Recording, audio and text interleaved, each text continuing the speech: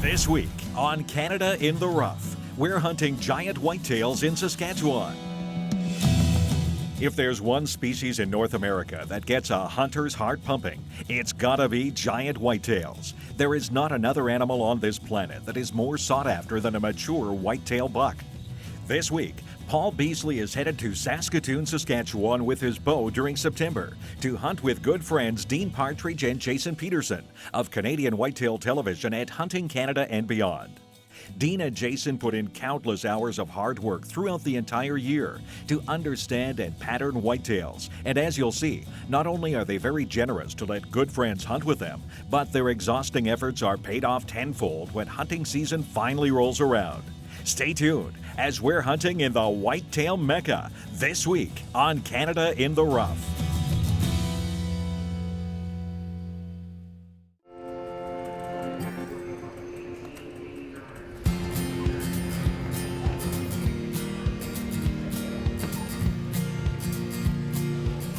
Well, we have just arrived in sunny Saskatoon, Saskatchewan. I have been looking forward to this hunt all year long. Keith came out here and hunted with Dean Partridge and Jason Peterson last year, and as you saw in the episode, Keith had a tremendous hunt. It didn't last all that long because you know what? This is Saskatchewan. This is the land of the giants, and anything can happen. We just arrived. It's just after 3 o'clock in the afternoon local time, so we're going to get the truck. We're going to get a chance to get out to the area, sight the bow and make sure it just made the trip okay, and hey, anything can happen. We still got some daylight left, so go get the truck and we'll meet Dean.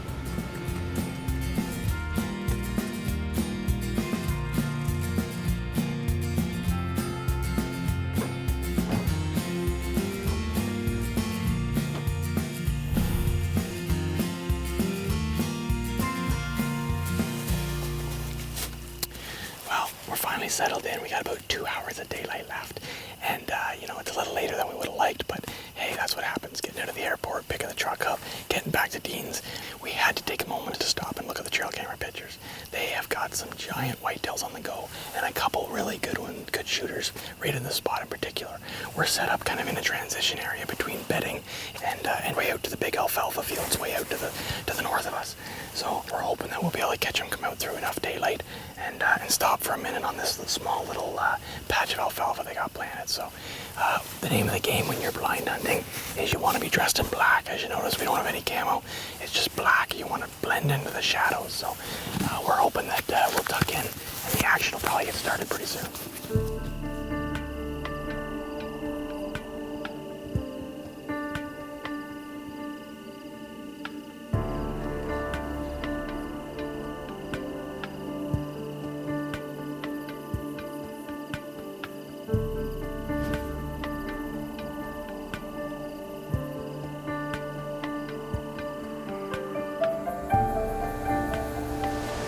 Comes it here. The young 5x5.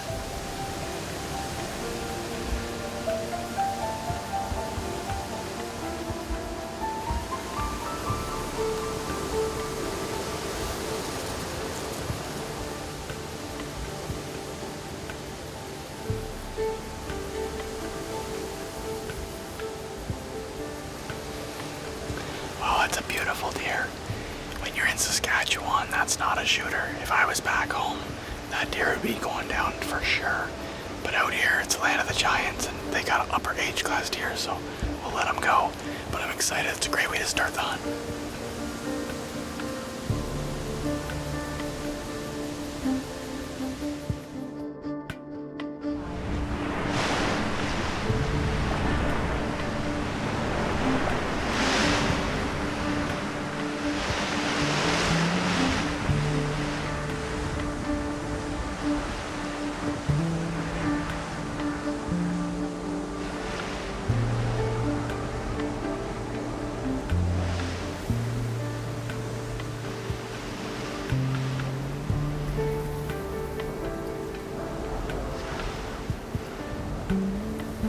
Young buck. This guy's a spike in velvet. 2 young little guys. Oh, there's a third. This guy looks like he's another age class older.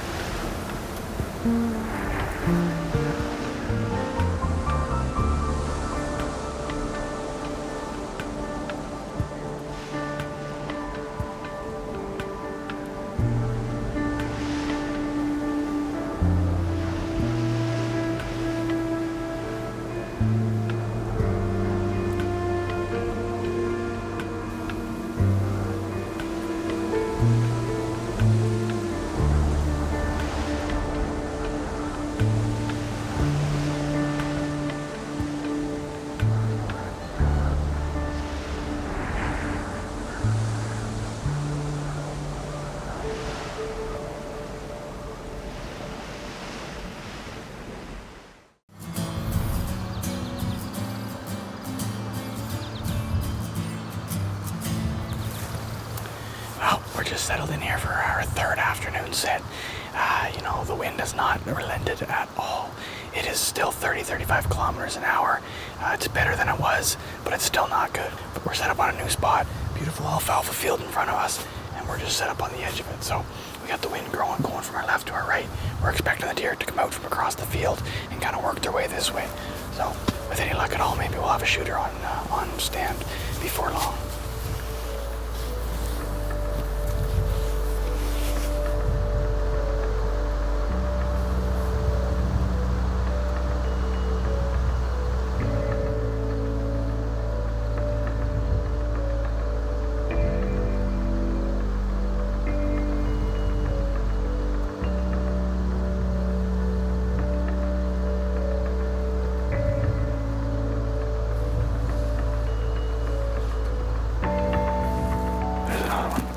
Big guy. That's the other G2 buck. Oh, look at him. Oh, he is beautiful. That's what we're looking for. Wow.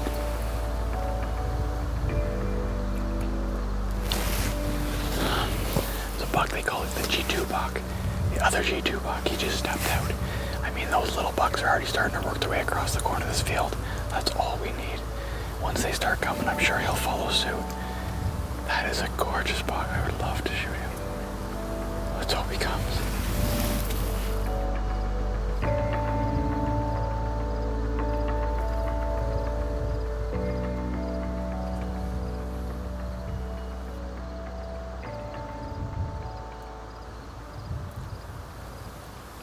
If our little buck keeps coming, he's gonna get our wind. That's not good.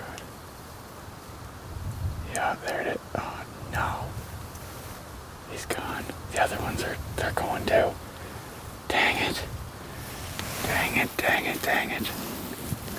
That big G2 buck didn't even think for a second. As soon as he saw that little buck go, he was gone. No tolerance whatsoever. That little buck he kept working all the way down, and he got right into our wind stream. We still got a little over an hour till dark, so who knows, maybe they'll come back. Oh, that's frustrating.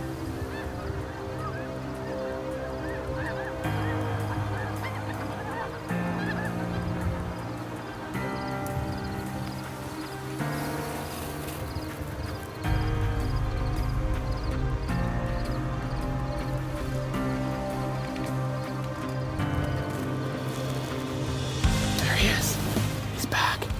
Oh my gosh, it worked. Oh, that's perfect. We just gotta hope he's gonna work us through this way now.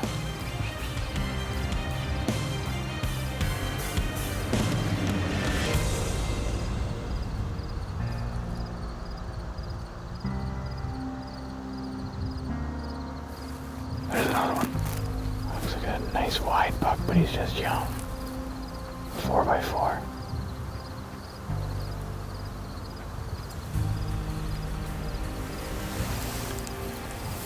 This is the problem with hunting a big egg field like this. The food's the same across the whole entire field, so there's no real reason for them to feed one side or the other. We're hoping that they're going to want to head this way because of the fields that are over here eventually, but who knows if that'll be before dark or not.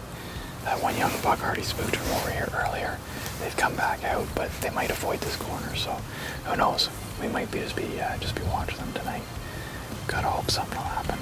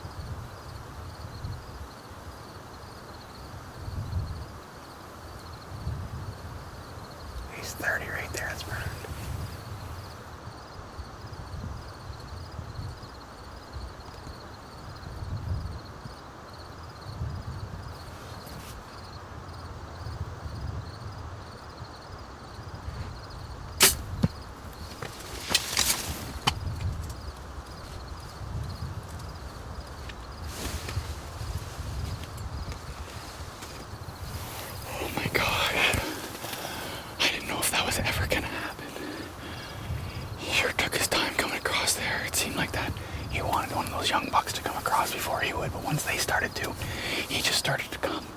And then he hung up at that one point. He kind of stopped and went to go. So I knew that was my chance. And I pulled for 30, but I hit way further back than I planned. I don't know what happened. Might have just been buck fever getting the best of me, but I don't like the looks of that hit. I think we're gonna need to give him some time. We'll check the arrow, see if that coat confirms. We'll check the footage. I don't like the looks of that. Oh my goodness.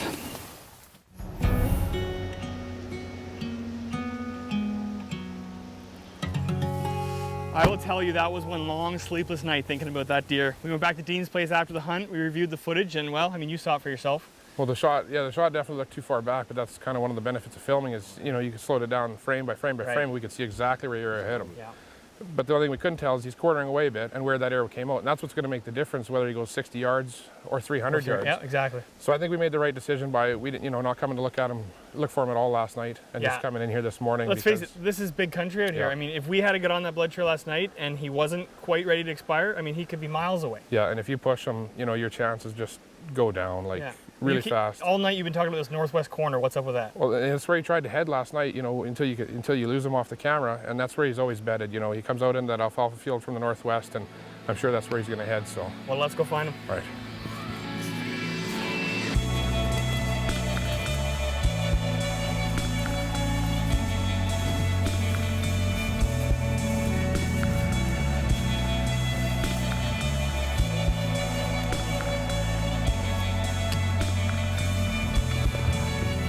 Small drops of blood here. There's blood up here too. It's not much of a blood trail though, eh? He's right there, Paul. Oh, right there. Holy, look at that. Oh, he's an incredible deer, Paul. Dean, he is a beautiful. Oh my goodness, look at this rack. I have experienced ground shrinkage in my life, and this is the complete opposite. Heavy, Had no idea he had that kind of Look at mass. the brow tines. Oh, I am so excited. He's an incredible deer. What a beauty. Well, congratulations, bud. Oh, thank you so much. Thank you awesome. so much. I told my wife when I was leaving that I said, I know, honey, we have a new baby at home, but I said, Dean tells me he's got a few deer on the go and I've got to get out there. And, you did not disappoint. Well, we had this guy out in the alfalfa, and like you said, this is day 3 or 4. Yeah. A lot goes into a big whitetail like this. That's why we waited for the right wind to get in here. Right.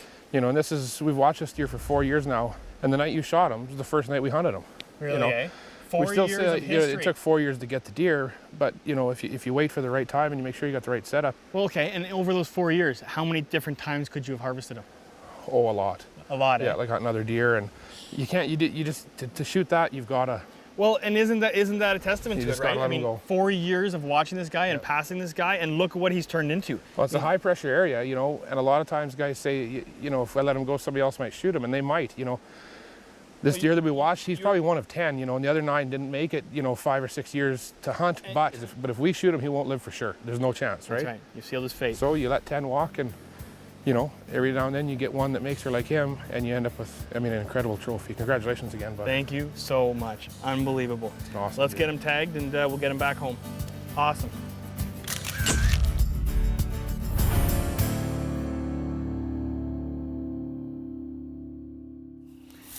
I feel very privileged to be able to travel all across this country and hunt a variety of different species with Can in the Rough. But where my heart is with whitetails. I grew up hunting them with my father, with my 2 brothers back home in Ontario. To be able to come out here to Saskatchewan, to be able to hunt whitetails in the Mecca, it is truly a dream come true. But what I really realized this week was just what hard work can really do. Dean Partridge, Jason Peterson, these guys are committed. They are dedicated. They put in countless hours, both scouting but also in managing these whitetails. And you know what? I mean, the proof is there. I passed a deer on my first night that I would never probably pass anywhere else in this country. But they have strict management rules, and if I want to come here as a friend and hunt with them, I knew I needed to abide by it. In some parts of the country, a 3.5-year-old buck might be an upper age class buck. Out here, I trusted their word. They tell me that they don't start looking until after 5.5 years old. I took a wonderful 5.5-year-old, maybe 6.5-year-old buck. I am absolutely thrilled with it. I couldn't have asked for a better experience. But I know I wasn't the one who did all the work here. All I did was put my time in the stand. I was just the recipient of some great friends who are willing to open a door to me. And you know what? If you ever have the chance to come to Saskatchewan to hunt these giant whitetails, you've got to do it. I'm your host, Paul Beasley from Canada in the Rough. Remember, enjoy the greatness of Canada and be proud of your hunting heritage. Hey folks, hope you enjoyed this video. For more great videos and content, please subscribe to our page and let us know in the comments what you'd like to see. And to follow our amazing adventures around Canada, please join us on Facebook and Instagram.